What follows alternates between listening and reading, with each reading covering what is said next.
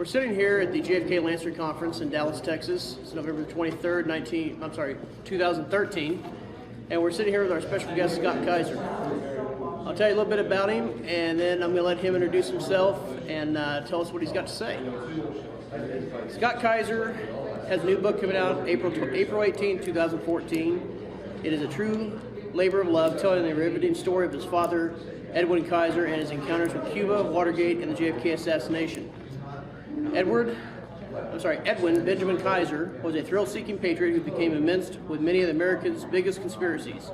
Through handwritten letters and contact book entries left by Edwin Kaiser and a bevy of discovered government documents, an exciting puzzle forms around the life of a man who was once a patriot, an arms smuggler, a revolutionary leader, an assassin, and a husband and a father.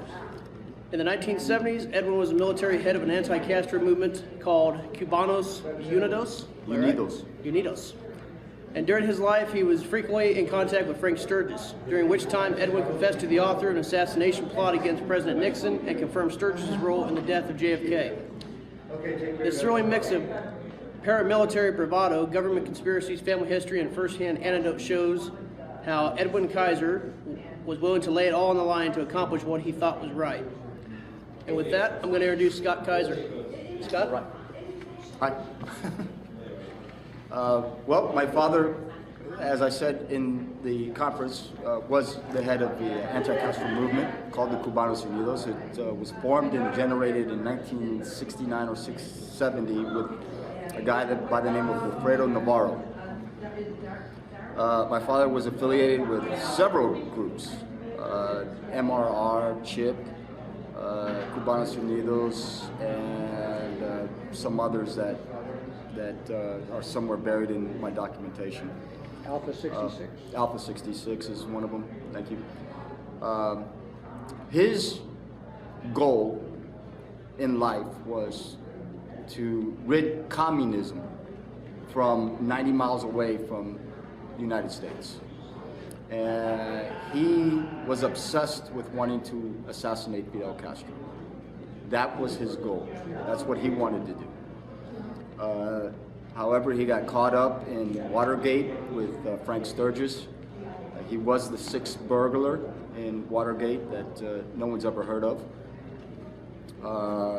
My father has made tapes of Sturgis confessing to Kennedy's assassination. My father has stolen photographs from the CIA's office in Medley. These photographs were of David Morales, Bernard Barker, Howard Hunt, Frank Sturgis, and Gordon Liddy. And they were all standing outside a motel room somewhere in Dallas. On the back of these photos, Rudy Jaco tells me that they were identified as 11/22/1963 Kennedy on them. So that stands to reason that somehow they were involved in this assassination. Okay, and what's going to be the title of your new book? Edwin Kaiser's Covert Life and his Little Black Book linking Cuba, Watergate, and the JFK assassination. All right, and do you have a website that you'd like to plug? Edwin Kaiser, edwinthebook.com, I'm sorry. Edwinthebook.com? Edwinthebook.com. And I have the right date of April 18, 2014? Correct. All right, at this time, instead of me asking questions like I normally do for all of our videos, I'm going to open up to our guest of our live audience to ask questions. So, Scott, feel free to answer questions. What did your father say the exact roles of the other Watergate people like Sturgis, Barker, and so forth were on November 22? Because there was a report from one of the policemen that a Secret Service agent supposed that they ran into on the grassy knoll. He identified later as Barker, is that right? Can you expand on that? Can I, 1 second. On your questions, just kind of use your outdoor voice so the cameras can pick it up. Go ahead, Scott. It's pure speculation on my part. There are certain tidbits of information indicating that Bernard Barker was the person with a fake Secret Service credential standing outside on the knoll. And if it was him, he was identified by the Dallas police policeman named Harold Weiss, I believe his name was, Mr. Weiss, W-I-S-E. He's the one that picked out Bernard Barker in a slew of photos. And if this being true, then it only connects the dots to the photographs my father stole. There was a Miami Cuban exile freedom fighter named Felipe Vidal Santiago. Does that name ring a bell? Yes, he was with Interpen, with Jerry Patrick Hemming's group. My father was briefly with Hemming, but I think they had some sort of fallout. And Hemming, there's some documents that I found that my father was using Hemming's license or gun license to somehow try to get guns from Hemming and then resell them. I forgot the name of his company at that time, but Hemming didn't like it, and so he told Frank Sturgis and my father to back off and not be using his license to purchase weapons. May I ask a follow-up question? The famous pictures of the Umbrella Man, there's another figure who appears to be working with him, who's been dubbed the dark-complected man. Some people call him the Cuban. And you can Google the two of them together, Umbrella Man and Dark-Complected Man, and you can see the pictures that I'm referring to. And of course, they both appear to be acting strangely as the motorcade comes by, and they may be signal men. But the dark-complected man, to me anyway, bears a resemblance to Felipe Vidal Santiago. I just want to throw that out there for you guys to check out. I found Felipe Vidal Santiago's photos, a couple of photos of him on the internet, and it just looks like a possible match. So I just want to throw that out. I've heard that, and I've also heard the term of the dark-complected man being Orlando Bosch. I've printed that out, and I made a high-definition picture of that dark-complected man. And I've asked point-blank Luis Posada if this is indeed Orlando Bosch, and does he think it is? Because he was also close friends with Orlando Bosch. And Lewis's quote to me was that they're inconclusive and that it's very hard to tell who the person is, and so he didn't give me any definite answer as to whether or not it was Orlando Bosch or not. One last comment, and I'll be quiet. I too thought it might be Orlando Bosch, but I think the body build of the dark-complected man is rather tall and slender, and I think Bosch is more of a medium height, more of a mesomorph type person. So I don't think it's Bosch. I think it's more likely Santiago, or it may just be an innocent person that we just don't know. Yeah, I don't know. Yeah, it was a point on Bernard Barker. I don't know if you're aware, but he was actually also ID'd as being in a town near New Orleans. I think it was near West Jefferson, by I think it was the owner of a barber shop, where a lot of Cubans were seen in the town because there was a farm not too far from there owned by a friend of Clay Shaw called Lloyd Cobb. And people reported seeing, before the assassination, lots of Cubans there, and there's some speculation that that was used as some sort of a training ground because it had acres of land and cover, and I don't know if you're aware of that. First of all, I'd like to say I love your accent. Oh, thank you.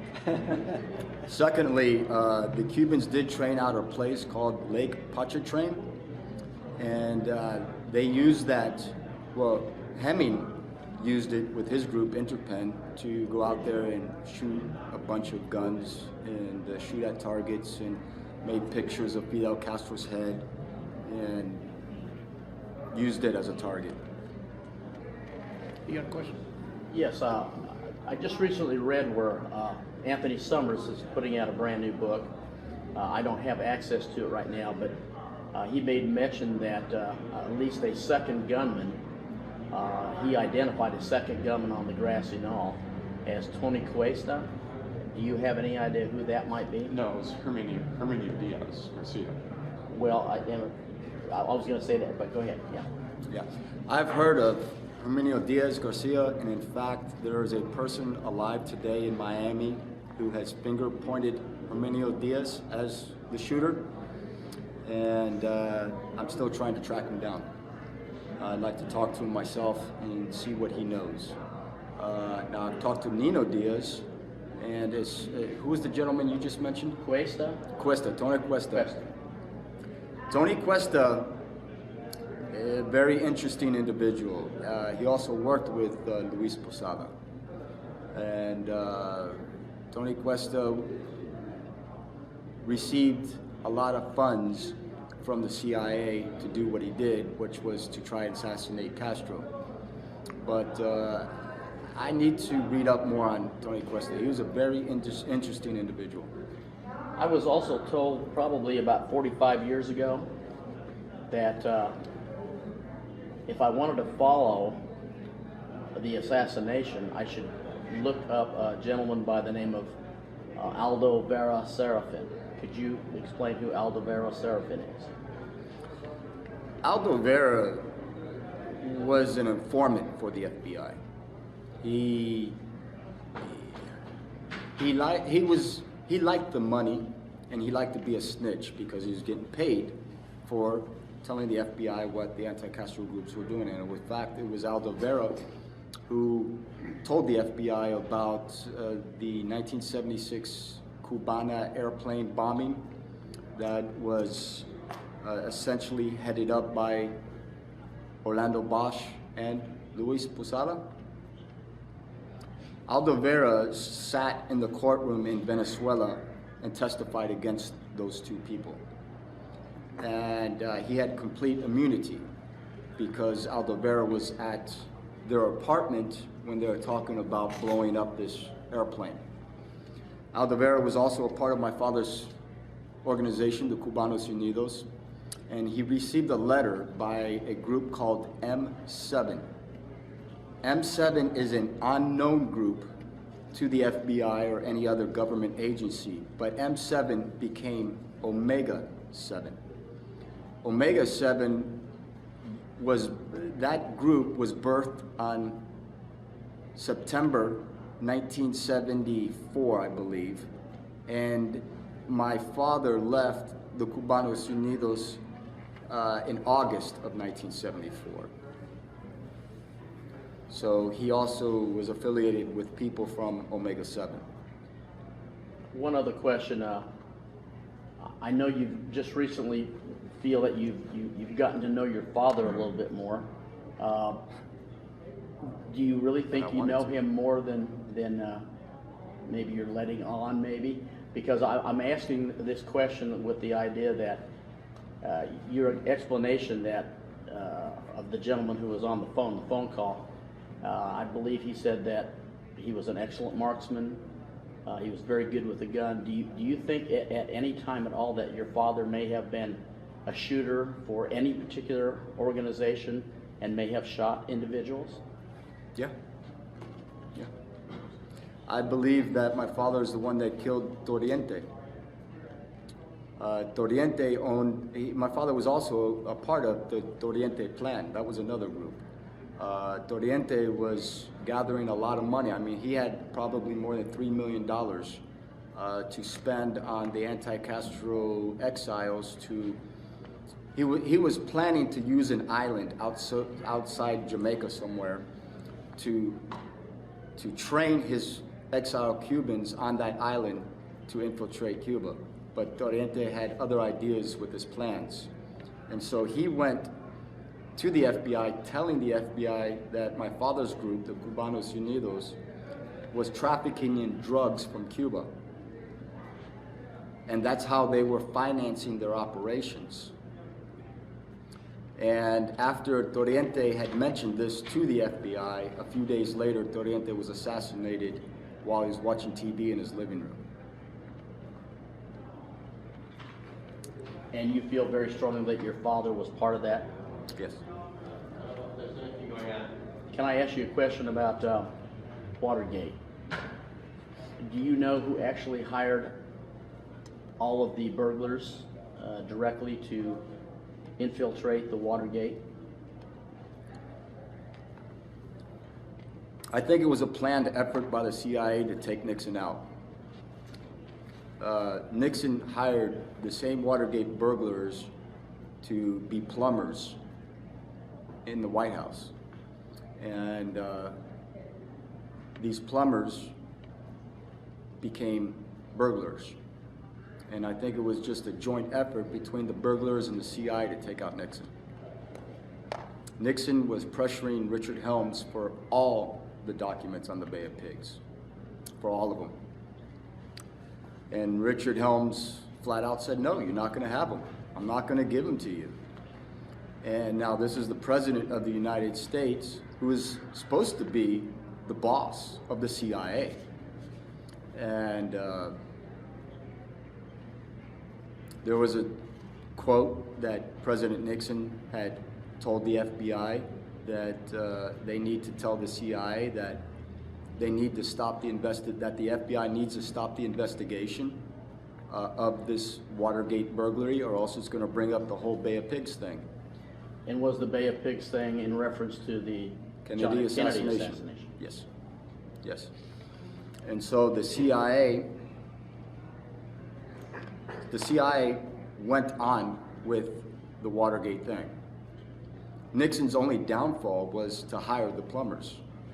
He had, in my opinion, had no idea about the break-ins. I think that Nixon tried very hard to cover up the break-ins.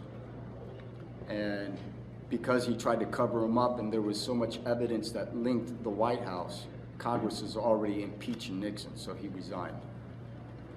One other question is, could you tell us a little bit of something about some of the names in that black book that you have? Wow. While you're looking those up, one good question is, if you're a CIA / intelligent person, would you keep an address book with everybody's name in it? Is that a good thing to do? I think that one of the things that became Nixon's downfall in Watergate was that Bernard Barker left his address book in a hotel that he was staying at, and there were two initials in his address book, W.H. and H.H. And Nixon hired Howard Hunt and had his own office in the White House. And they were hired specifically to stop leaks, because there were a whole lot of leaks that were leaking to the press. Nixon wanted that stopped. But it was the CIA's intention to get Nixon out of office, and it was the Cuban exile's intentions to make sure if he wasn't assassinated to get out of office, because the Cuban exiles had high hopes with Nixon, and they believed when he became president that now they would have a chance to again infiltrate Cuba and do away with Fidel Castro, which wasn't the case.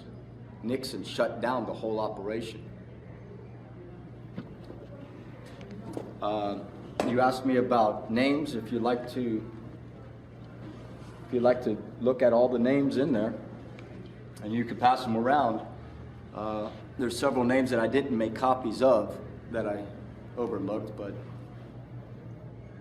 Any, while he's looking through those, any big names you could let our cameras know, since they can't really see the pages there? well, one is definitely Frank Sturgis. There's Howard Hunt. His name was Eduardo. His name is listed in there. There's De Torres. There's Lee, that we believe to be Lee Harvey Oswald. There's Luis Posada. There's Eugenio Martinez. There's Orlando Mansfair. There's Frank Castro.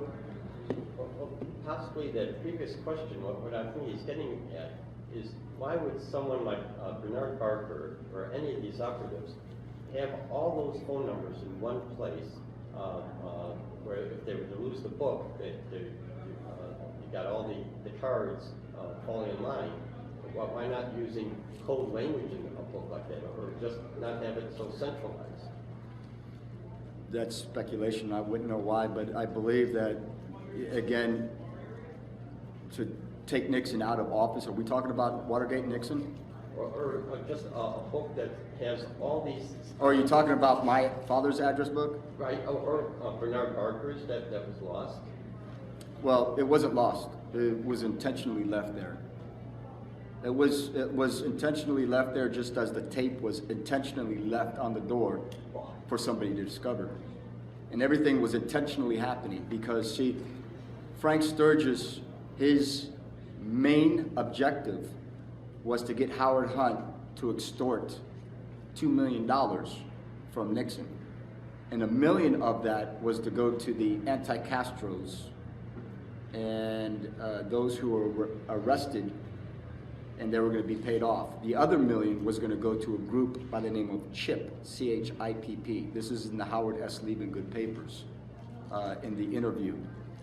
The other $1 million that CHIP was going to receive, and Frank is talking about big money, is that it was going to be used to pay the actual Cuban exiles and get guns and go back to Cuba and finish this once and for all. And so it was all about extorting Nixon and getting him out of office. Was this a time frame when Mrs. Hunt was in the airplane accident? This all happened relatively pretty quick, and a lot of people were dying left and right after Watergate broke. And the briefcase she had with this money? She had, what, $10,000 on her, or something like that in cash? And she was going to Chicago to pay off, I think, the guys who gave Howard Hunt or them the equipment to bug the office. It was all hush money. Yes. Sir? You mentioned Lee as in probably Lee Harvey Oswald. Yes. Now, Lee Harvey Oswald, when he was in New Orleans, claimed to be basically with both sides, the anti-Castro and pro-Castro organizations. Now, in your opinion, do you have any idea how that played out? Which side was he really on, and what was any of his motivations for saying that? This is my opinion. Right. I think Lee was probably playing both sides of the fence. Lee was a 24-year-old kid who wanted to be someone somewhere, and he felt important being or thinking that he was a part of some governmental organization. I believe that Lee somehow just got in with the wrong crowd of people. And Wrong crowd being which side? the anti-Castros. The anti-Castro? Yes. And they certainly set him up. They set him up. So do you believe he actually took a shot? I don't think so. You don't think so? I don't believe so. I don't believe fired a weapon. I think he left the Texas School Book Depository just after hearing about the assassination because he probably knew he was going to be marked for this assassination. Looking through your father's address book, I noticed there's a lot of different handwriting styles and different colors of pen. Do you know if this was something that your father did on purpose, or can you explain why there'd be different handwritings and different color inks? No, I couldn't. Okay. I didn't know if maybe he had an address book, and rather than try to take it down, they would write it themselves sometimes. It could be. Yeah. Yeah, it could be. Anybody else? My earlier question, I don't think you addressed exactly what you think Sturgis was doing. I mean, since they were in Dallas, Sturgis and Liddy and Hunt, Sturgis and Hunt, did you hear anything from your father about the roles of those guys? No. On my 13th birthday, a month before my father was killed, he played a tape. He played a tape that had Uncle Frank's voice on the tape, confessing to being a part of Kennedy's assassination. But he didn't say what part that was. No. And this was Frank Sturgis you were talking about? This is Frank Sturgis I'm talking about. Did he mention anybody else along with him at all? You said it's a tape. Do you have that? No, my father had his tapes and photographs in an attaché case that he kept with him always. And the day that he was killed on this boat, the briefcase ended up missing. And that was the first thing my mother asked for from the FBI when they were investigating his murder. My father was picked up by Richard Poyle and Frank Sturgis the morning of my father's death. Scott, since some of our viewers didn't see the lecture you gave a while ago, exactly how did your father pass away? How was he murdered? The coroner's office records it as blunt force trauma in multiple areas. The pictures show him laying flat on his back with his hands draped over his stomach, kind of like this. Now, he certainly didn't look like a man that fell 35 feet to the bottom of the deck.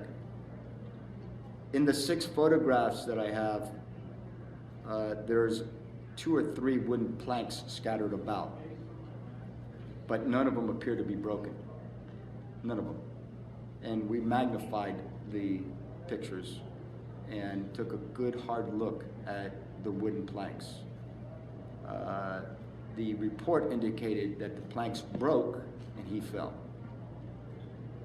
But we believe, me and a few of my Cuban friends in Miami, believe that he was pushed and they threw the planks and scattered them about. Where was he killed at? On a ship called the Rita II. And what area? It was down at the docks down in Miami Beach. I'll have to get the police report on that. I don't think I have it with me. Okay. What year did that happen? February 7th, 1977. Okay. At the height of the HSCA. Do your friends think Sturgis may have pushed him? I think that Sturgis didn't want those photographs that my father had publicly displayed. And I think that Sturgis would have done anything to save his own skin. And I think that Sturgis still did kill my father. Yes. Any other questions? Ma'am? I don't know if you're aware of the story of Richard Nagel, who Dick Russell has written about, but he was supposedly monitoring some of these Cuban groups, and I find it interesting that you mentioned Carlos Quiroga, because I think he said that, according to him, he was one of the people that went to see Silvio Odio. I can't remember if he was Angel or Leopoldo, but he was supposed to be one of them. And Nagel was also, I think, at some point a bodyguard for Masfera. I just wondered if you'd come across that name. Rolando Masfera? Yeah, I wondered if you'd come across Nagel in relation to your father.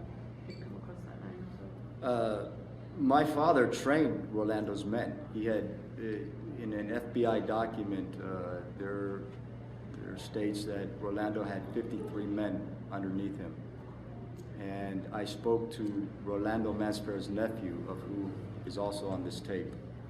And he said that my father and Wilfredo Navarro set Rolando up for the FBI to arrest him at a restaurant because Rolando at the time was under an investigation from the FBI. I can't remember for what, but my father's intention was to get Rolando out of the country to safe haven so he wouldn't be arrested.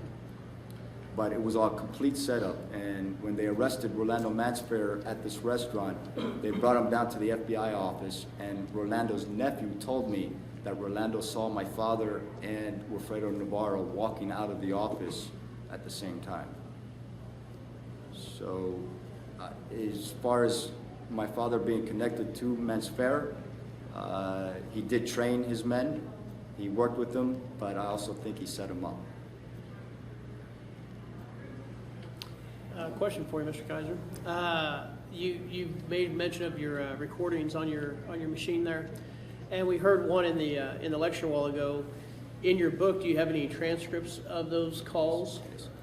I have transcripts with Jose Pujol, with Luis Posada, and a few others. Okay. And one more time, the title of your new book? Edwin Kaiser's Covert Life, Okay. and his little black book, Lincoln, Cuba, Watergate, and the JFK Assassination. And that's due out on April the 18th of 2014. Yes. Do we have anything else? Yes, I do. Sir? Interpen, Jerry Patrick Hemming. Does the name Roy Hargraves ring a bell, or Oh, yeah. Howard Davis? Yeah. They all ring a bell. Let me see if I can find it real quick. Jerry Patrick Hemming, Roy Hargraves, and Howard Davis were all here in town for the Oliver Stone filming, and they actually helped Oliver Stone film his movie. Yeah. I can't I find it think right Hemming's now. I'm name not is gonna in the go through all this. credits. All those names ring a bell. They're all part of Interpen. In fact, Jerry Patrick Hemming was under some investigation with the FBI, and he wrote a 3-page letter to the FBI with several questions on it. And on question number 14, he asked the FBI for all the information that they and ATF knew about Frank Farini and Edwin Kaiser during Watergate, because Hemming knew that my father was also the 6th person. And of course, Frank Fiorini was really Frank Sturgis. Yes. Well, Frank Farini was his real birth name. He changed it to Frank Sturgis after his stepfather.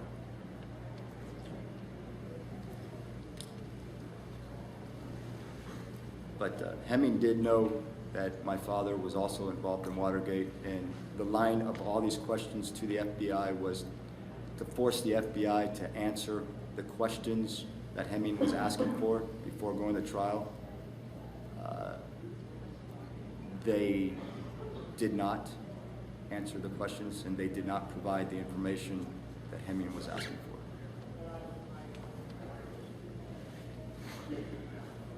for. Okay, and with that, I'd like to thank Scott Kaiser for speaking with us, and let's give him a round of applause. Thank you. Thank you.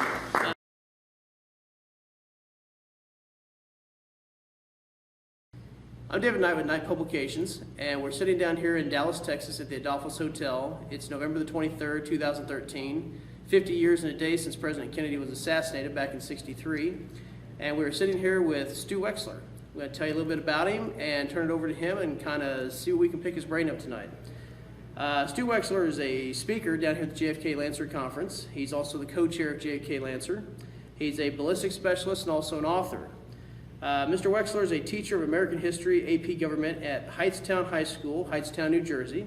He's been a JFK assassination researcher for about 15 years, where he has focused on the issues connected to the chemical analysis of the ballistics material since 2000. Mr. Wexler has also spoken on the subject at JFK Lancers November in Dallas twice, at the WET conference in 2003, and at the AARC conference in 2004. 3 of those times opposite Dr. Kenneth Rahm, NAA advocate from the University of Rhode Island. Mr. Wexler has collaborated with chemist Tom Pinkston since approximately 2000 on the same subject matter. And also Mr. Wexler's other Kennedy interests focus on Oswald, his background, and the associates leading up to November 22nd. His book, The Awful Grace of God, co-authored with Larry Hancock on the MLK assassination, will be updated in January of 2014 and will be retitled as Killing Keane. Is that correct? Killing King, correct. Killing Keane, okay. He also has a new book called Shadow Warfare. He's just released an ebook, and it's kind of a long title, so bear with me. It's The Birmingham Bombing, Rebels, Red Baiters, and Religious Radicals. And with that, I'm going to turn over to Stu and let him tell us a little bit more in depth about himself and also what got him started in the assassination of John F. Kennedy research. Stu? I was almost brought up to some extent, indirectly, in the Kennedy assassination. I wasn't alive when Kennedy was killed. I was born in 1976, but My grandparents had a mild interest in the Kennedy assassination and had books around their house that when I was young, I would pick up and read when I went over. My father was much more involved with the history of the Kennedy assassination and studying it than my grandparents were, and he had books. And so as a net, it was almost in my DNA. I was sort of raised to examine, study, question the Kennedy assassination. And then it became, I guess it gets intensifies with each generation. I became much more engaged in it even than my father was. I go to archives, and it's sort of, there's a few elements to it. I love history just in general. Obviously, I'm a history teacher. It's an element of history where I can't wrap my brain around. I like true crime. I like puzzles, and it's very difficult to make sense of the case in full. And then, not to sound self-righteous, but there's also the element of, it's something where if you put your time and effort in, maybe you can come to some kind of resolution. Maybe, just maybe, you could get literal justice, change at the very least, change the textbooks. But maybe somebody could go to jail, or maybe somebody could own up to a cover-up or being an accessory after the fact, or something along those lines that would help resolve an injustice in history. Okay. And of the books that you read when you were growing up, and I know the history books of today, I've got young kids myself, and I'm not a teacher by any means, but I'm a father. And the books that I remember when I was growing up as a kid, reading in high school was, in junior high, was Oswald Did It, Lone Nut Assassin, No Conspiracy. That's what we were taught. That's what I believed until I met my history teacher, and totally changed my mind. So, I mean, how was it when you were looking at it? Well, see, I guess my grandparents and my father were skeptics for a very long time, so their books were weighted heavily towards the conspiracy side. So, two of the first books I ever read when I was in middle school, one was Conspiracy by Anthony Summers, which I absolutely love, and the other one, which I respect a tremendous amount, although I've come to have questions about it, was Best Evidence by David Lifton. Mm-hmm. And then I think after that I read The Warren Report, so, which they had hanging around. But after that point, it was, I mean, it sort of followed the sort of breakdown of the literature and reality, which, 5 conspiracy books maybe for every lone assassin book. And so I was pretty well versed in both sides all the way from middle school all the way to high school, college, and then I started getting heavily involved in newsgroup forums, debating with folks on the Kennedy assassination. Okay. As far as, I know, let's just get the question done and out of the way. Do you think Oswald killed Kennedy? Do you think he shot at Kennedy? You're asking me one of the trickiest questions in the whole entire thing for me. That's why we're getting it out of the way. If you asked me instead, do I think there was a conspiracy, I would say I never commit to something absolutely 100%, but right. I'd say I think it's highly likely. You start breaking down the questions into more narrow questions. Did Oswald shoot? I'm in almost a 50-50 mode. Okay.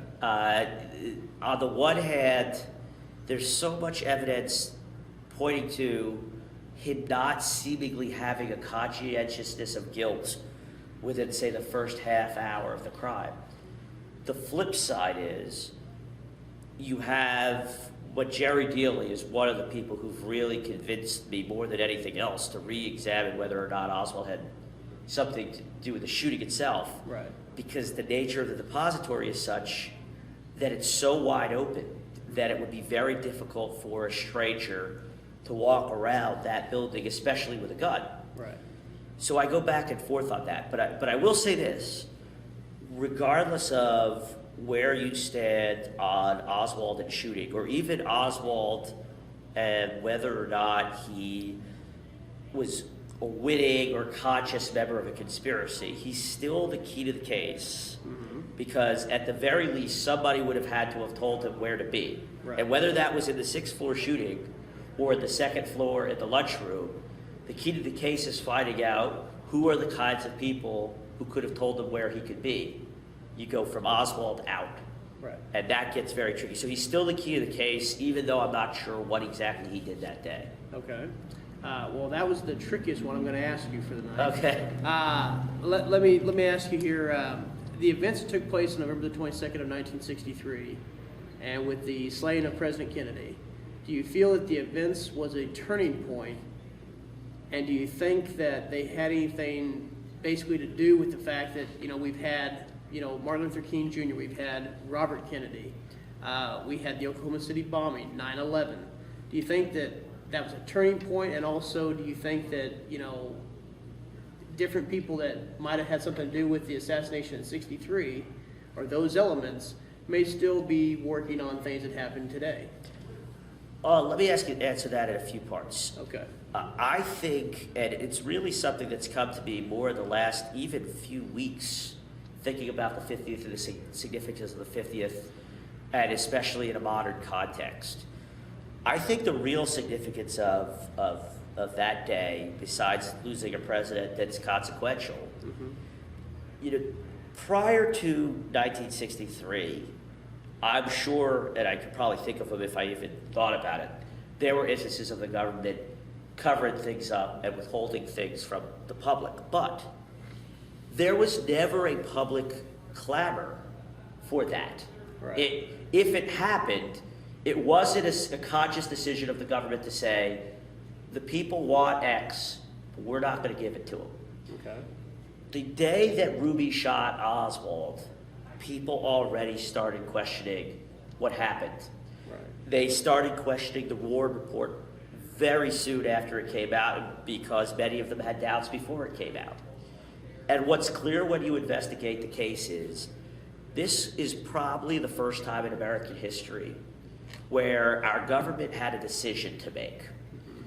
On the most fundamental question of a democracy when we were first created, which is, do we trust the people with the information that's necessary to allow the country to function, or do we not trust them? Do we withhold it? Right. And I think the evidence is pretty clear that in November of '63, they decided, and the months that followed, they decided we can't trust the people with this information. And you could even make an argument for me that, especially in the immediate aftermath of the assassination, maybe there's some sense to it. But the problem is that ever since, they've been doubling down on that.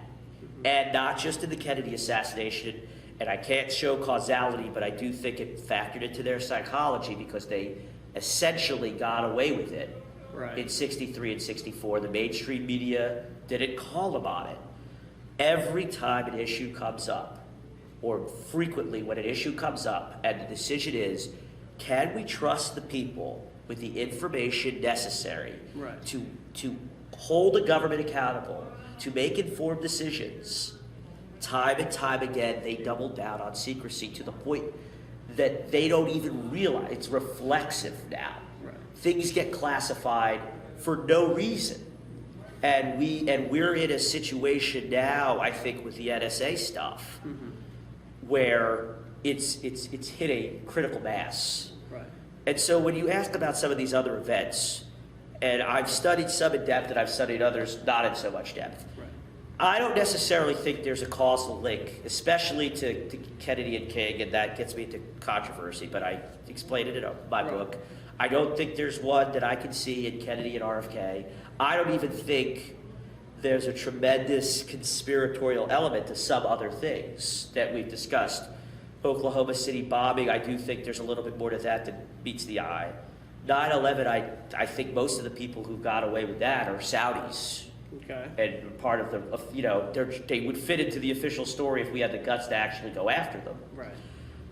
The problem is that in many of these cases, once again, they double down on secrecy, or they use the culture of secrecy as an excuse to cover their own asses. Right. Excuse the language. It's okay. And so what happens is, in King, you don't want to reveal informants, you cover stuff up. You didn't kill King, your informants might have had something to do with it, but you cover it up. The Oklahoma City bombing, you have an informant in Elohim City. You run her down when she actually comes out of the woodwork. Only years later to say, well, you know, actually, Carolyn Howe actually had a point. 9/11, you cover up for Saudis who are like working right now in London on the financial exchange. And you cover up to hide for all sorts of reasons because you don't trust the American people to make an intelligent decision with the full facts. And what it's led to since, I believe, 1965, and there's evidence Kevin Phillips has developed it, is trust and faith in government keeps on going down. And it's a function of a lot of things. But I fundamentally think it's a function of the fact that the people are now know at some level, and now they know at a profound level, which is why I said a critical mass, that the government doesn't trust them anymore. And if the government doesn't trust the people will not trust the government. And we're reaching that stage where we have to make a decision. Right. And frankly, the level of approval of presidencies, Bush or Obama, Congress, I mean, soap scum has more higher approval rating than Congress does right now. The thing that I would, and it may be idealistic on my part, but if you're already at rock bottom, if you want to take a real good assessment on the functioning, on how well your government is functioning, maybe the solution is to say, and then you have less to lose because frankly I don't think there's very many people alive who had anything to do directly with the Kennedy assassination or its cover-up. Why not say, we're going to start with the original sin, and we're going to come clean on the original sin, and we're going to start a discussion on that. Okay. If we could come clean to some extent on the Gulf of Tonkin incident, which we kind of done it, that's 50,000 Americans who died for a pretext, in essence. Why can't you go to Kennedy? Yeah. The point has come for us to revisit the original sin and speed. I'm going to pronounce it. Get it out. Yeah. Let's atone for it as a country. Let's come to grips with whatever happened, and then let's start asking ourselves, where does secrecy get us? How can you function as a democracy the same way Kennedy said it in the 1960s? You cannot have a functioning democracy if truth is not a fundamental aspect of what you're doing. And so I'm not somebody who thinks that you can't have secrets as a government, but I am somebody who thinks that we've gone way too far and we need to start reconsidering what our orientation is on that. And that's something I really have come to, I think I've sensed it for a long time, but it's really become clear to me this year, and maybe it's because of the NSA situation. Right. As far as let's get to a teacher's aspect here, since you're a history teacher.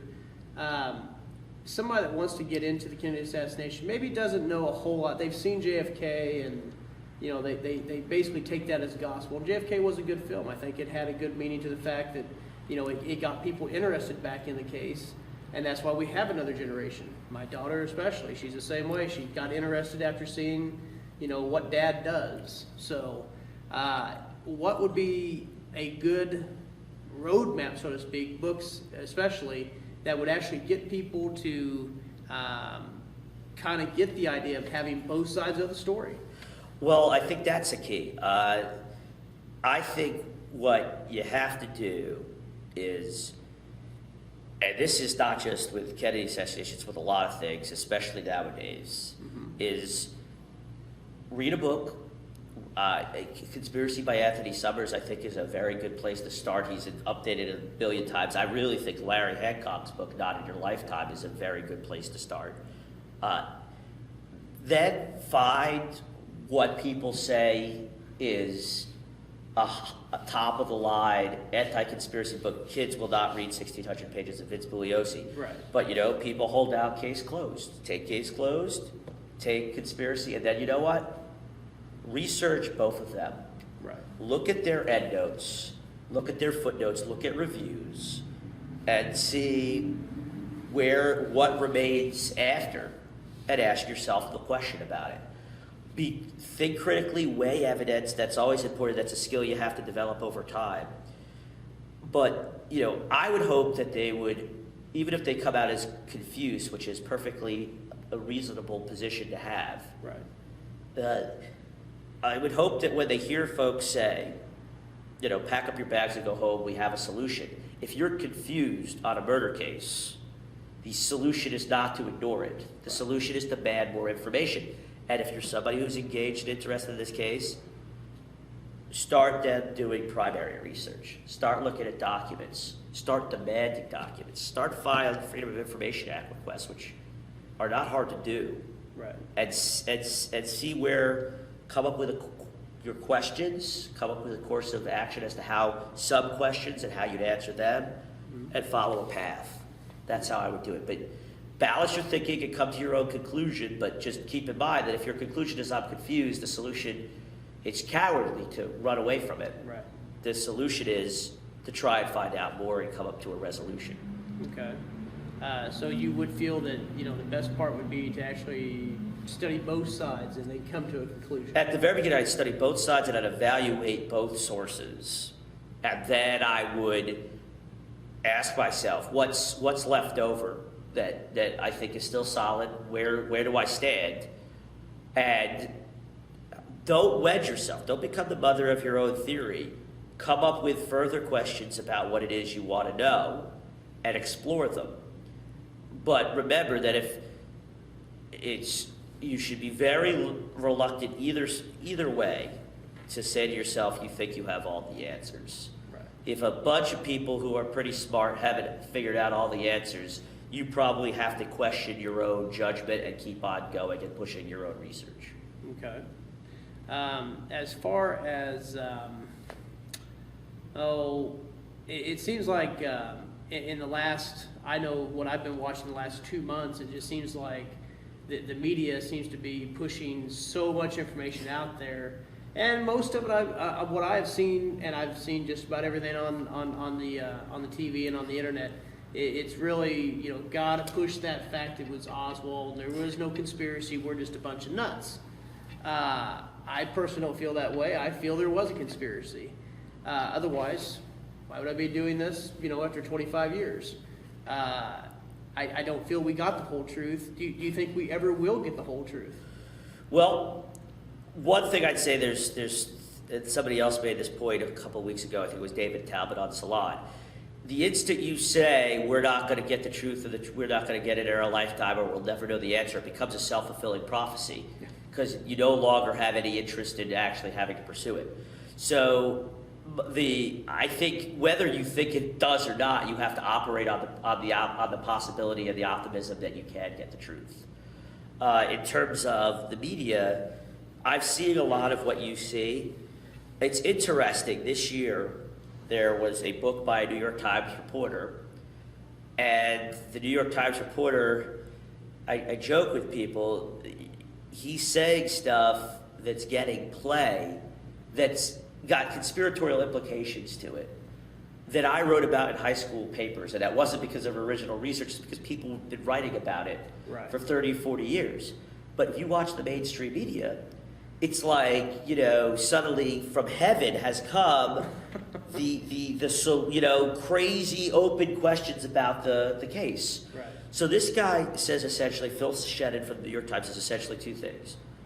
The Warren Commission was compromised from the start, and the situation when Oswald visited Mexico City in September of 1963 is suspicious and demands more attention. My father told me that Mexico City demanded more attention when I was 9. Right. All right, and that was 28 years. Phil Shedden didn't need to tell me. He has interesting new details, but the big picture has been covered by authors for 30 years. So the general pattern of all these shows is, let's have Phil Shedden on, or somebody like him, maybe Jeff Morley, who's been saying the same thing for 10 years, and suddenly they find Jeff Morley. And they say, oh, wow, that's really odd. Wow, I didn't know the Warren Commission was incompetent. And then suddenly they feel the need at the end of the show to say, but there's still no evidence of a conspiracy. And what I don't get, what frustrates the heck out of me, if you haven't been paying attention for 30 years, if a high school senior in 1994 wrote about the same things Phil Shannon is in 2011, and you, Bob Schieffer at CBS, and you, whoever it is, the New York Times review of books, suddenly had your eyes open to that, how could you possibly have any credibility and authority in saying that there's no evidence of conspiracy? You obviously have not been paying attention. Yeah. That doesn't mean you can't arrive at that conclusion if you studied it. Maybe you can. I'd have a tough time believing it. What it means is you're speaking as if you are in a position of authority. You are in a position of authority, and you have no legitimacy in doing so. And that is disingenuous to the nth. So I would say to somebody like Bob Schieffer, wake up and realize that you dropped the ball for 40 years and stop dropping it, and say, instead of saying there's still no evidence, say, wow, maybe this means I should have looked a little bit harder and maybe I still need to. Yeah. And that ain't gonna happen, but that would be that's my criticism of the mainstream media. Okay. You know, you hear so much, as a matter of fact, there's a TV show on recently called The Smoking Gun. Do you feel that, you know, I mean, records have come out and they keep, you know, I've heard talk, well, there's no more records. Well, of course there's records. There's stuff that hasn't been declassified that we haven't received yet. I don't see why the CIA would, you know, just for instance, CIA or FBI or Secret Service would have a file that would go, okay, here's what we did, and now we're going to go and release it. Do you feel that there's going to be a smoking gun document that says, okay, here's what happened. We didn't feel that you guys would be able to handle it as a country and as a nation, but, you know, it's been 50, 60, 75, 100 years later, well, everybody's pretty well dead and gone, so here's what happened. I'm skeptical that will happen, but the one advantage of the fact that these folks haven't paid any attention to us for the last 50 years is they really don't know how good we are. Yeah. And they don't know about Bill Simpich, at least I don't think. They don't know about Larry Hancock. They don't know about John Newman. And so what they don't know is they could release a whole bunch of documents that they think are not smoking guns, but John Newman has been putting a puzzle together for 20 years, and so has Bill Simpich, and so has Larry Hancock. And you think you put out a document, and I'm not saying they're consciously saying this, right? But they'll put out documents that they don't think are significant. But to somebody who's been working it for 20 years, it's going to be the piece that's going to close the case for us. Right. I will say this about those documents. I've been reading a lot of what Jeff Morley has been putting out, and I go to the archives all the time also, and these sort of what's left over. In the field of history, it's not a typical social science because you typically don't make predictions because it's the past. Mm-hmm. There's elements of that, but if I had pulled Larry Hancock over 5 years ago, and Larry's my friend, that's why I keep on using him, and I said, Larry, if you had to predict 30 people who the government's going to protect based on your research, because these guys might be really suspicious in the assassination, who would they be? Write me a list. The list is currently the stuff that's amongst the 1,100 documents that they haven't released. I mean, we would say William Harvey, the head of assassinations for the CIA. Right. Lo and behold, his files are classified. David Morales. It's like everybody we would want the full story on. There's 1,100 documents that they're saying they don't want to release, or maybe they'll release in 2017. So I do find that interesting as a confirmation of the work we've been doing, that the names seem to be all the people we're suspicious of. Right. So again, I don't think some folks realize just how good we are. And we're definitely persistent. And we are super persistent too. That we will run down every cryptonym known to man, right, and we'll know it better than they do. I mean, my favorite story is usually the one about, one of them is Harold Weisberg, who was a longtime researcher, the maybe most dedicated researcher. At one point, the FBI threw their hands up in front of a judge in a federal FOIA lawsuit and said, look, Your Honor, he knows more about our files than we do, so we're at a disadvantage. Right.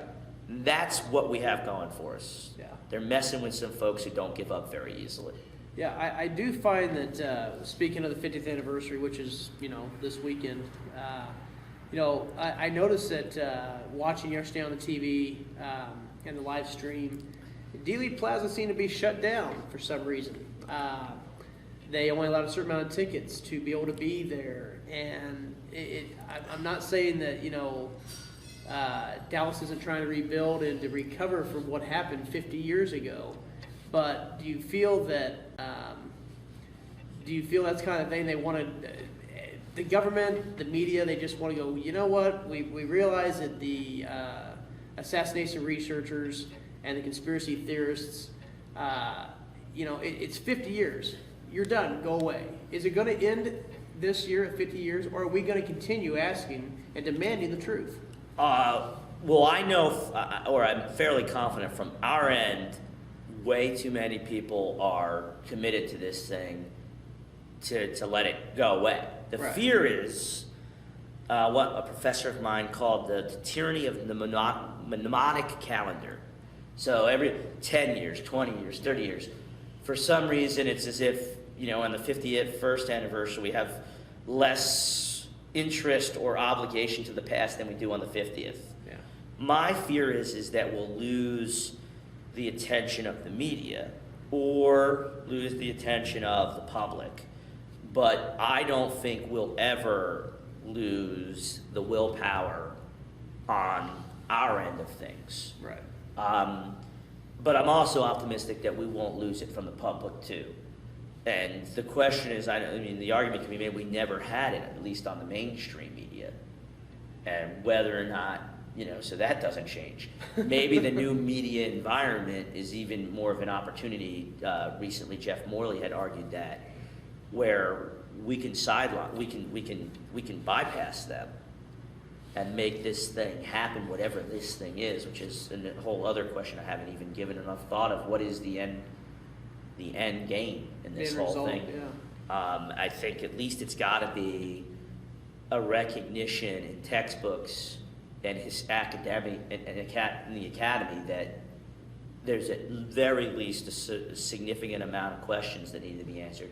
And I would hope exactly what I said before, that they recognize that a conscious decision was made in 1963 that we don't trust the public with some of the most important information necessary to have a democratic government, and that I hope that the decision to keep doing that is recognized as something we have to reconsider or as a mistake. Okay.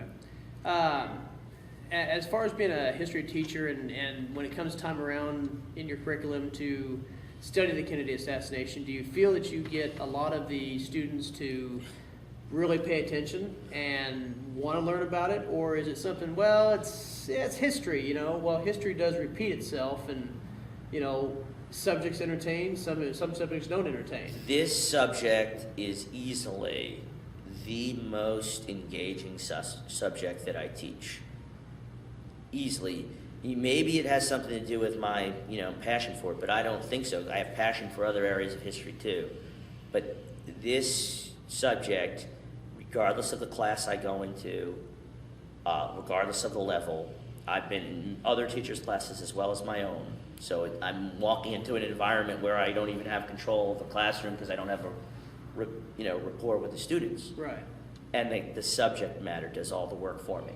So if you're despair for the fact that the young students are removed from time from this case, I promise you, and maybe it's bad, maybe it's good, if I gave them a choice, they'd rather do the Kennedy assassination every day.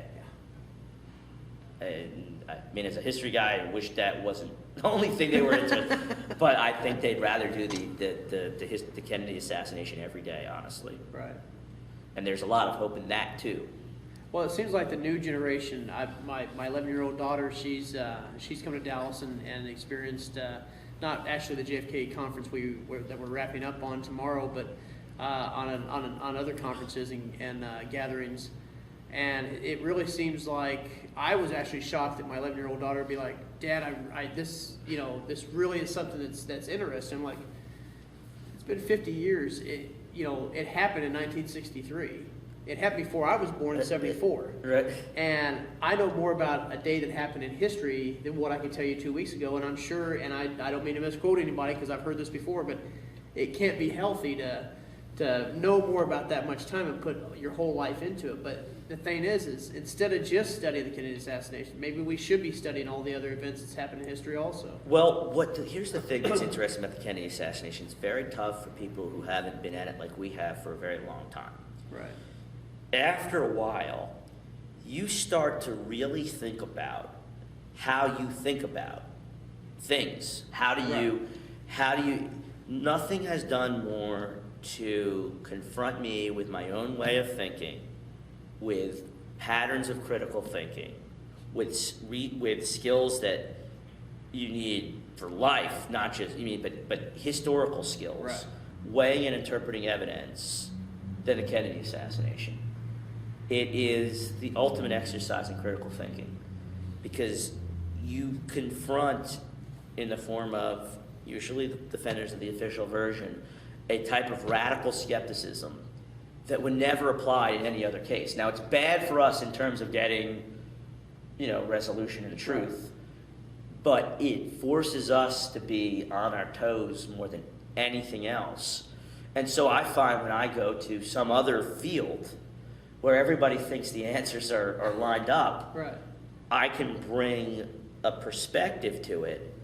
I think this is the case with when I've gone into civil rights violence. I brought the only thing Larry and I did with the King assassination is what we do all the time with the Kennedy assassination, which is, instead of just looking at an isolated piece of evidence, look at information vertically through time and horizontally across file streams. right. Bring the evidence together, weigh it, apply historical criteria, and come to a conclusion, and then interpret. And I frankly think Larry and I discovered that whether you agree with our King assassination conclusion or not, Right. what we established about the nature of racial violence and terrorism in the 1960s is as rock solid as anything out there.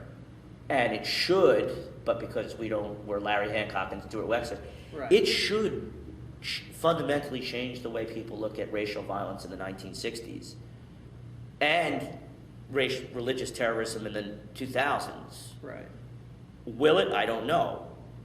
Would I have ever been able to get that if I hadn't spent 25 years in the trenches of the Kennedy assassination?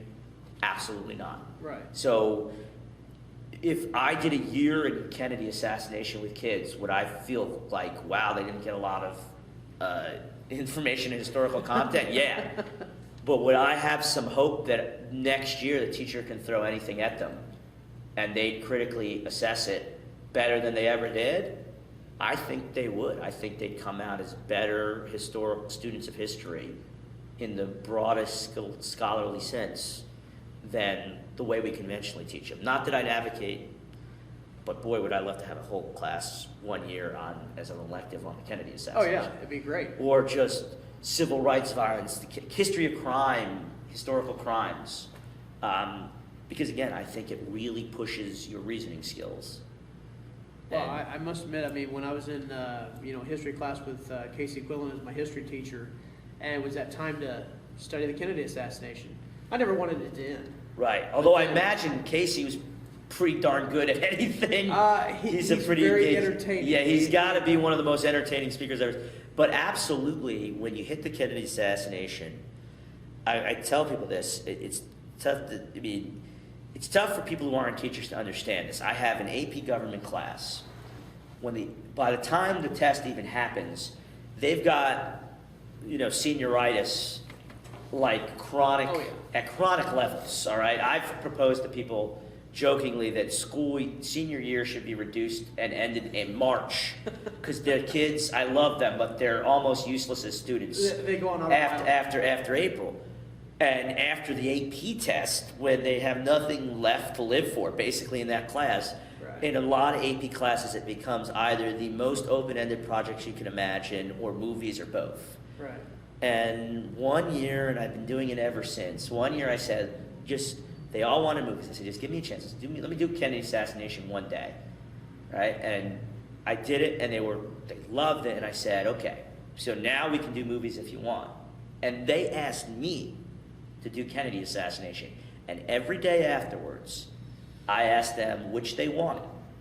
And for 10 straight days, they had an option to watch movies. And when I say movies, I'm not putting in, after-school movies. I'm putting in, like, legit movies like Thank You for Smoking, and really good movies. That's actually a good movie. Great movie. And, Yes. and they still rather me do the Kennedy assassination. I had to go home and prepare. I have so many lessons just from that year on the Kennedy assassination, just because every day I was like, oh, they're just gonna want to watch a movie, and then they say, no, give us more Kennedy assassination. So it gave you homework as the teacher. Absolutely, I did more work than they did, but because they liked having their brains fried. Yeah. And that's how I teach it. I said, I'm not here to push my agenda. As with everything, I think with teaching, what matters is what the students think, and even more importantly, how do they arrive at those thoughts? Right. And the Kennedy assassination shows them just how confusing the real world can be if you're not putting on your thinking caps. And they love it. They love having their thinking challenged that way. So it's always nice to be pushed just a little bit, see how you can handle that part of it, Right, and I'm not assigning homework with it. It would be very interesting to see what would happen if the assignments that I gave were Kennedy assassination related. But in a class, I try my best, but you can lose a class even if you mix things up depending on the day. And I'm a teacher who never, even though I'm in my 9th year, I never like doing the same thing over and over again. So I'm experimenting all the time, and things fail. Yeah. And so, again, this is still, every time I do a lesson on this, I don't think I've ever failed with a Kennedy assassination lesson, which is remarkable. Yeah. So. Well, I think you've answered most of the questions I have, but I'm going to kind of just leave it open to an open discussion. Anything else that you'd like to talk about? And Well, I mean, I'll let you kind of vamp. I don't know what kind of audience we'll have for this or not, but the folks in the Kennedy assassination community, I hope they continue what they're doing. I hope we keep an open mind to what each other has to say, and we don't become the mother of our own theory. Right. And that's something I really, you mentioned the conversations I had with Ron. And, the problem for Ron wasn't even it wasn't in his analysis. I mean, there were problems there, don't get me wrong. It wasn't what he was putting down on paper. The problem was he became the mother of his own theory, despite knowing and teaching a class on science about not being the mother of your own theory. And one of my professors for my master's degree, he's a political psychologist, and he said what experience has taught me, which is in careful studies he's doing, it's becoming clearer and clearer that when people are confronted with information that doesn't agree with their preconceived notions, instead of doing what you would hope people would do, which is reconsider and revise their thoughts, right, they actually double down on their original thought and become angry. And we can't become the mother of our own theories. We have to be willing to revise and reconsider, because Ron is the warning sign. For 10 years, he said he didn't have to pay attention to the things I was pointing out to him because I was a history teacher and he was an atmospheric chemist. Right. And then the forensic chemist came to town on my side, and he's crawled into a hole because, of course, he'd be embarrassed. Right. The history teacher was right.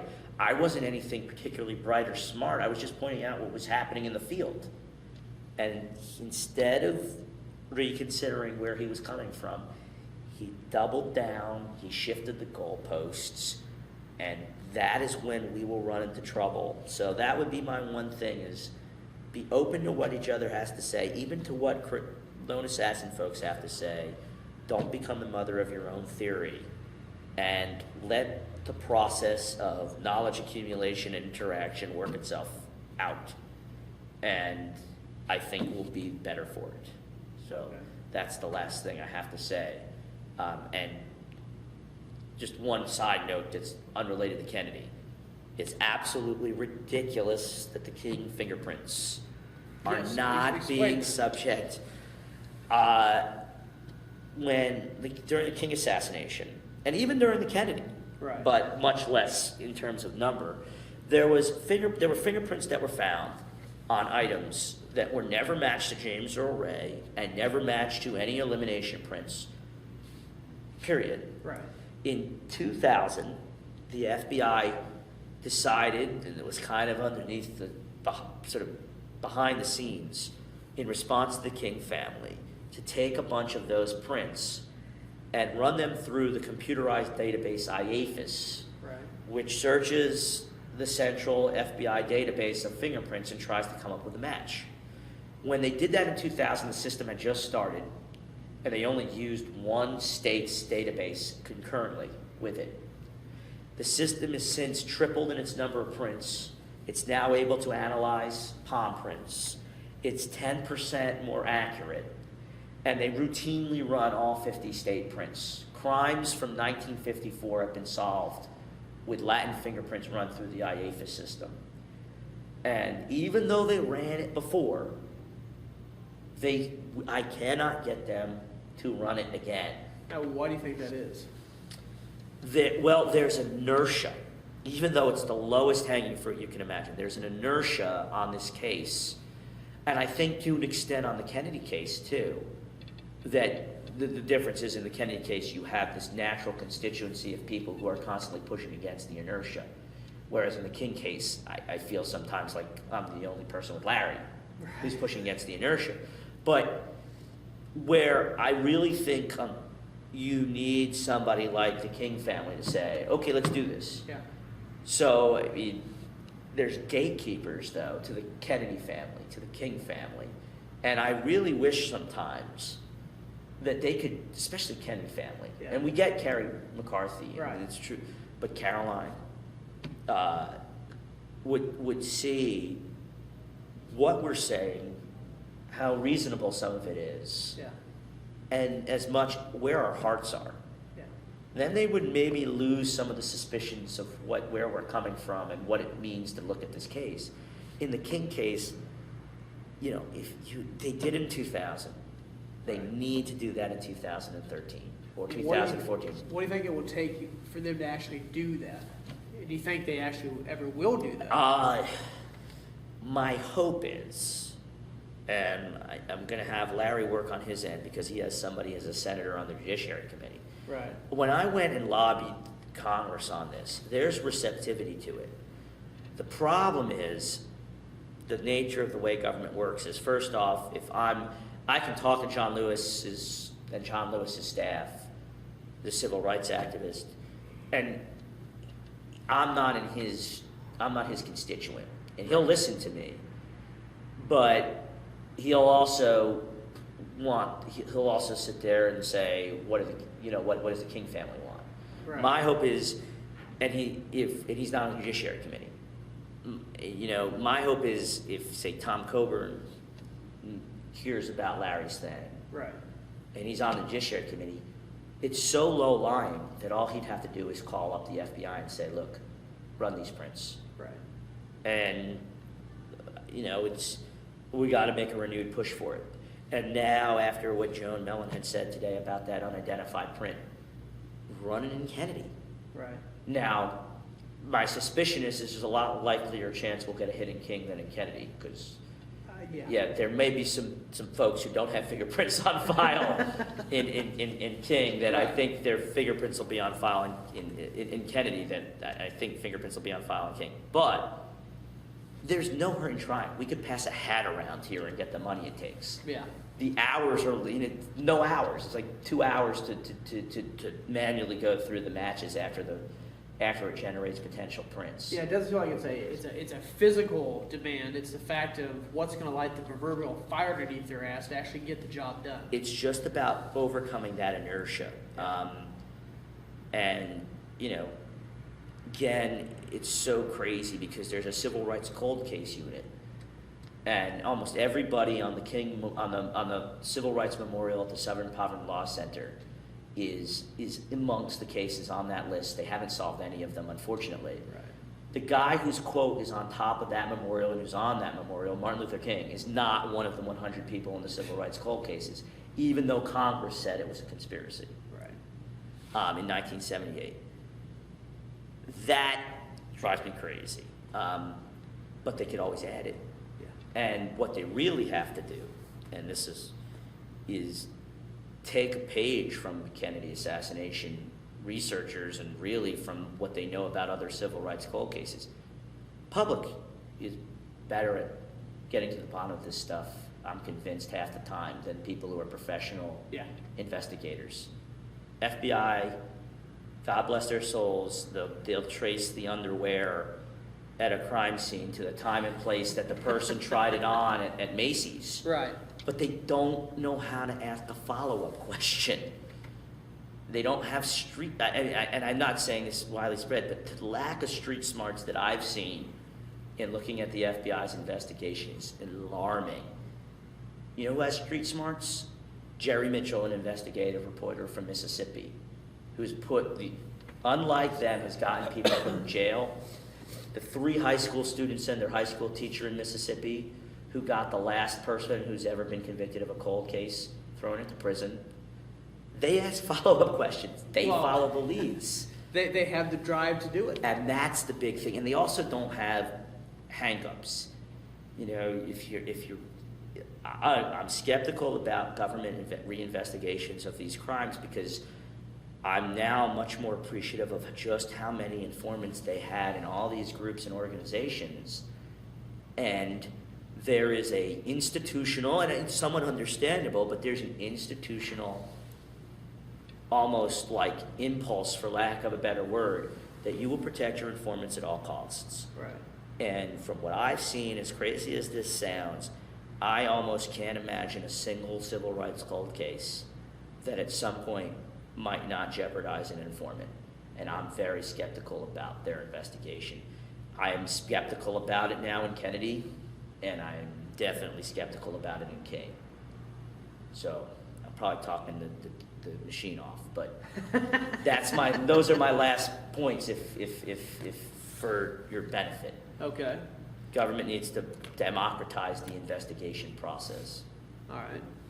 Well, I think with that, we're going to close with Stu Wexler, and you can also Twitter him at Justice for Keene, I'm sorry.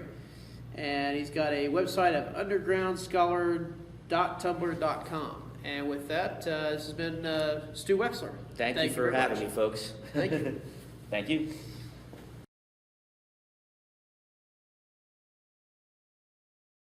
We're standing here today on the grassy knoll, February 19, 2011, with an eyewitness in 1963 of the Kennedy assassination, Mr. Mike Brownlow. Take it away, Mike. Well, ladies and gentlemen, on November the 22nd, 1963, it was a Friday. It was 12:30 exactly.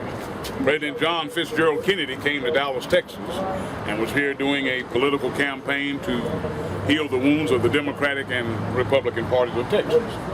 So he came to Dallas. This was the fourth city he visited that day, and was going to finish the motorcade in Austin, Texas, and spend the weekend there. However, he never made it that far. As you can see, this is Dealey Plaza, and we're standing on the grassy knoll. And ladies and gentlemen, when the president's car came up Houston there and made the left-hand turn on the Elm, several shots rang out. Several shots. The Warren Commission said 3. I heard 6 of the 11 shots fired. And I'm going to tell you why I say 11. President Kennedy was hit in the throat. He was hit in the shoulder, in the back, just below the shoulder blade. And then 2 shots, ladies and gentlemen, 2 missiles, 2 bullets, hit President Kennedy in the head.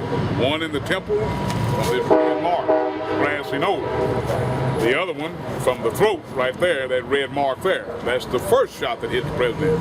He was hit 4 times, ladies and gentlemen, and all the doctors who saw him said that. The doctors in Dallas and Bethesda, the ones who told the truth. Ladies and gentlemen, after John Kennedy was announced dead at 1 o'clock, his body was prepared, and of course they took the body back to Andrews Air Force Base in Washington, and then on to Bethesda in Maryland. The body was illegally moved from Dallas. It should have never left Texas without the autopsy being done here. In 1963, ladies and gentlemen, and even today, but in 63 most definitely, the murder of a president was not under federal law. This was a state murder, just if one of us were to be murdered. And the autopsy should have been done here. Dallas County Medical Examiner Earl Rose stood up to the Secret Service department to the point that he could. And then they actually pulled guns on Mr. Rose and several of the doctors and just pushed them out of the way and ran over them and took the president's body illegally. So the autopsy was done in Bethesda. And unfortunately, that's where the botching of the head and things were sold back up that we could not later see. Had it not been for that gentleman standing right over there, sitting over there at the table, Mr. Robert Groden, the autopsy pictures wouldn't be available today. But thank God he was part of the House Select Assassinations Committee that Jim Garrison worked on in part, along with several other people. And he brought forth the autopsy pictures and the Zapruder film to prove that it was a conspiracy. Now, a while ago, you heard this gentleman mention a man named James Files. Now, ladies and gentlemen, in 1978, Mr. Files came to my attention through a very dear friend of mine who is still living, who is a retired FBI agent. His daughter is an FBI agent now. I do not call his name for reasons of medical. He's not in good health now, and he was an FBI agent for 41 years, but he's still living. And he had told me about James Files in '78. And even though Bob Vernon and Joe West, the man who actually discovered and first brought the story out about James Files, Mr. Files had been known about in the early '70s. However, it was covered up by the government as the assassination it was, because he was part of it. Because, ladies and gentlemen, James Files, who is still living, he's in Statesville Prison for the attempted murder of 3 Chicago police officers, 1986. Mr. Files says he fired the fatal headshot with a Remington 222 Fireball target pistol. It's a one-shot gun. It looks about the size of a .44 Magnum, but it has a little bolt action on it like a rifle.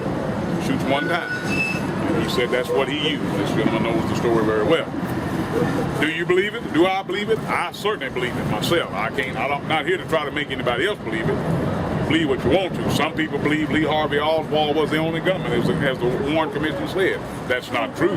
In fact, ladies and gentlemen, I'm going to go as far as this and tell you this. Lee Harvey Oswald fired no shots from that window.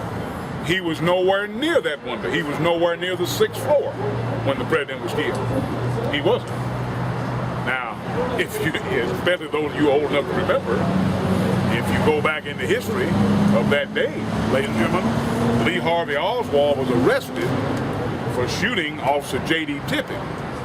That's what he was arrested for over in Oak Cliff, 4.5 miles from here, at the corner of 10th and Patton. They had an altercation. And it is my contention, of course, I've known Mr. Groden many years. We've worked together. I've worked for Robert. I've known him 40 years this year. It is my contention that Oswald did shoot Tippit. He says that Oswald didn't shoot the president or Tippit. He's right about the president. Oswald did not shoot John Kennedy. But the only reason I say that Oswald shot Kennedy, as I've told Mr. Casey and Brian, your constituents up in Kansas, the only reason that Oswald shot Officer J.D. Tippit, ladies and gentlemen, Officer J.D. Tippit went to shoot Oswald to silence the patsy. And the man who sent Tippit to kill Oswald was the man who killed Oswald, Jack Ruby, Mafia. And Oswald had ties with all of these people. He had ties with the Mafia, he had ties with the government, the CIA, the Secret Service, and the FBI. Even though, ladies and gentlemen, I want you to think about this. Lee Harvey Oswald was only 24 years old when all this happened. He hadn't lived too long. He went in the United States Marine at the age of 16 in 1956. Got out of the Marines in 59. And there his life took a critical turn, a very critical turn. Oswald was the patsy. He was the scapegoat. He was the fall guy. Now, was Oswald involved in the conspiracy of John Kennedy's death? Yes, he was. He knew the whole thing. Lee Harvey Oswald. He knew the whole thing from day one, as did Jack Ruby, and the last part of it, as did J.D. Tippit. Ladies and gentlemen, the murder of Officer Tippit was the answer to the Kennedy assassination. And if Oswald had lived, and in the one interview that he did that Saturday after he was locked up, he said, "I am the patsy." You're talking to the wrong man. He said, "I haven't killed anyone." Well, he lied about that because he did shoot off the Tippit. And like I say, that's the only thing Mr. Groten and I disagree on. But I still keep it open, ladies and gentlemen. I will say this. If Oswald didn't shoot Tippit, there was a man most definitely impersonating Oswald using the name Alec Hidell. Now, the funny thing about the Tippit shooting, ladies and gentlemen, at the scene of the Tippit shooting in Officer Tippett's police car, there was a billfold found with Oswald's identification in it. Well, he never got into the squad car. Tippit never handcuffed him because Tippit was shot and killed. Why in the world would his billfold be on the seat of Officer Tippett's car? But it was found. But when they arrested Oswald at the Texas Theater for the shooting of Officer Tippit, Oswald had another billfold on him, and they opened it up, and in it was a selective service card, and it had the name Alec Hidell. And then he had a library card, Dallas Public Library card, said Lee Harvey Oswald. So he had two forms of identification on him when he was arrested. He also had a .38 pistol on him when they arrested him at the Texas Theater. So again, ladies and gentlemen, this is something we'll never know the exact answers to. Now, I'm going to say this, and this is going to be the last thing I say. In the Kennedy assassination, and I'm going to say this, I want you to listen to me real good. I'm going to say something that I certainly believe, and I think I share this with most people like this gentleman who is involved and concerned to even today, 47 years later. The great researchers in the cases, Robert Groden, Josiah Thompson, Mark Lane, the House Select Assassinations Committee, Jim Garrison, in memory of Jim Garrison. I say this, ladies and gentlemen, September the 11th, 2001, sad. The Vietnam War, sad. World War II, the race riots of the 60s, the war we're in today, the incredibility of this country, period. But ladies and gentlemen, November the 22nd, 1963 was probably, well, in my opinion, it was the worst time ever when they killed John Kennedy. And if you want to put it this way, and I want to put it this way, a lot of people may not like it, I don't care. Jesus is the Son of God. He was the Savior of all mankind. John Kennedy was the Savior on earth, and they killed him. It's ABC. But he was for everybody, ladies and gentlemen. They called him the prodigal nigger lover because he backed Dr. King in the engravements of the Civil Rights Movement. That's what he was called. That was John Kennedy's nickname, the prodigal nigger lover. What they called him. I remember it very well. But he didn't care. He stood up to the government. He stood up to Russia. He stood up to China. He stood up to the Bay of Pigs. He stood up to the Cuban Missile Crisis. John Kennedy made it right for all people when he signed the Equal Rights Amendment. And he was for all mankind. And he was for peace, ladies and gentlemen. That's why he was ending the Vietnam War. They wanted the war to make big money. All these big money companies. Lyndon Johnson, most definitely. And therefore, ladies and gentlemen, John Kennedy, like Medgar Evers, like Malcolm X, like Dr. King, and like Bobby, but he was the president, that was the only thing. John Kennedy paid the ultimate price at the age of 46. So it was a mass conspiracy, ladies and gentlemen, and I don't think we'll ever know. The Kennedy files will be released in 2039, still some 28 years away. But even then, ladies and gentlemen, if they brought a table here right now and said, well, folks, here it is, and if we all start running to it and looking at papers, we're not going to ever know the truth about the assassination. It's never going to be brought out, but I will say this. And I want to go on record, and I've said it before, and they know I've said it. And you know, people say, oh, they just call him crazy. Nobody's ever called me crazy, at least not to my face. Because I'll go up there today and stand on the steps of Washington and say this.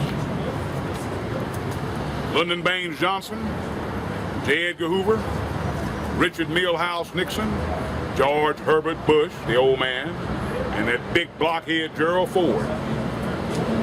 They were all involved in it. And the Corporate Actions Branch of the CIA, and don't leave out queer man J. Edgar Hoover. They were involved in it, ladies and gentlemen. They planned John Kennedy's assassination, and the mafia carried it out. Jimmy Hoffa, Charles Nicoletti, Santos Trafficana, Sam Giancana, and most definitely, ladies and gentlemen, Carlos Marcello. So that's the story. Now, you can believe what you want to. You just heard the truth. And I say this, ladies and gentlemen, and this is my final words. Whether you're a young kid or adult, or if you're 90 years old, if you were living then, if you were before then or after, up till now, I'm saying, anyone with the ingramacy to believe such a story that the United States government put out, anybody who believes that Oswald shot John Kennedy, you're a damn fool. And I tell the world that to their face, just like I am right now. And I've been saying it for 46 years, and until I draw my last breath, whether today, tomorrow, or 20 years now, whatever, I'm going to keep saying it. Because Oswald didn't shoot John Kennedy. That's a damn lie. The United States government killed John Kennedy. Now tell them to come kill me. And I've been threatened. I've been shot at. I've been shot. Car blew up. I left here, ladies and gentlemen, a year and a half ago, left this parking lot and got down the street. It made the front page of all the papers. They blew my windows out. Bullet went right across my nose. I felt the heat of it. Just about a year and a half ago. Me and that man there, Mr. Groden, Homeland Security came here, ladies and gentlemen, threw us up against the wall, handcuffed us, drew a machine gun on us 2 years ago. Said we were defacing the United States government, talking about the Kennedy assassination. Last August, they arrested Mr. Groden, took all his books, his DVDs. He has a $2.5 million lawsuit. I'm sure you're familiar with that. Filed against him now. We're going to court next month, March 16th, federal court. This has been an ingramacy. Many people. Oh, and one other thing, ladies and gentlemen, remember this. Out of the 43 witnesses that were back here in this parking lot when President Kennedy was killed, out of these 43 witnesses, including Mr. Lee Bowers, the man that was in the railroad tower, within 2 years and 10 months, 22 of these witnesses were murdered. Please remember that. You can go home and get on the internet or whatever. You can get the books or whatever. It's all documented. They were all murdered. That's another ingrain of the Kennedy assassination. So I come here for the reasons of truth, ladies and gentlemen, and that's why I tell what I tell. And saw it when it happened. We all saw the piece of skull land over there.